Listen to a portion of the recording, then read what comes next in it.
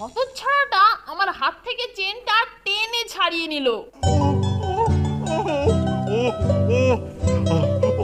কেলটু, কেলটু, তুই আমার সঙ্গে আমার ঘরে আয়।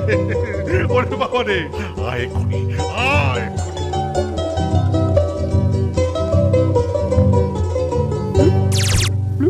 আমি কি করে জানবো স্যার? আমি সত্যি বলছি স্যার, এটা নন্টে ফন্টে, নন্টে ফন্টের কাজ স্যার। আবার নন্টে ফন্টে, আবার